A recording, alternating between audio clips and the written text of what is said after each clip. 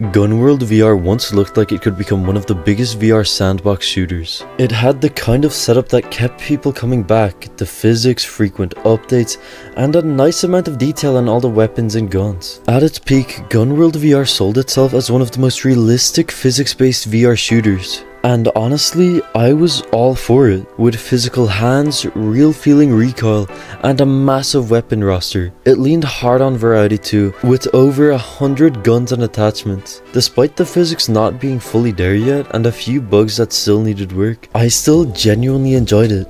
I even made a bunch of videos on it because I was having so much fun experimenting with it. It wasn't just some random game to me, I genuinely believed it could turn into something big.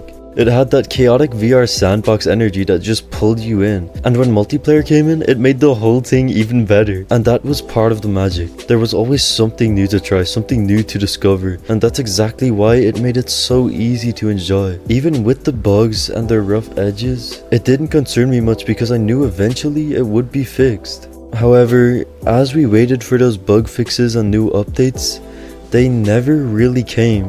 The updates started slowing down, and then the content itself began to feel off. Instead of fresh progress from the actual creator, it literally became the same old videos that were being reposted over and over again. Videos from 2021 were showing up again months later like nothing had changed. And the Discord also suddenly shut down, leaving the community clueless and in the dark. Then, frustration started building across the community. I was really expecting a lot more from GunWorld VR, but instead the developers abandoned the game that had so much potential, and even grabbing guns sometimes doesn't work because your hands don't go inside the grip pose. Honestly, a bit disappointed with the direction this game's taking. I bought it when it was just a physics-based gun game, and that seemed cool enough, but now it's riddled with AI and microtransactions. My whole outfit is gone and locked behind a level/paywall now. Remove the rank system. You ruined the game by making the levels. Please update your game. What even happened to y'all? Like, you just started to repost every video, like it can't be that hard to create new content. The game is abandoned. You destroyed your fanbase. And that's where it goes wrong. A sandbox shooter is supposed to be about freedom, experimentation, and jumping straight into the fun.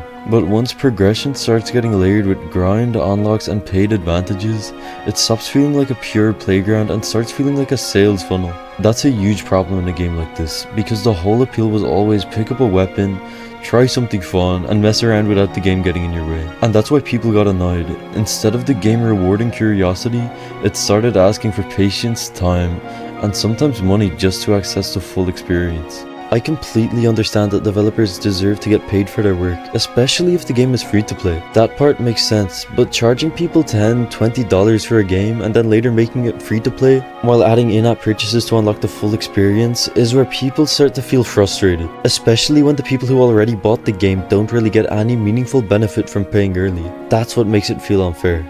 It saddens me to see such a promising game with so much potential fall short and seemingly vanish for a quick buck. That's what makes it so frustrating, because this wasn't some game with no future. It had a real identity, a lot of hype, and a core idea that genuinely worked.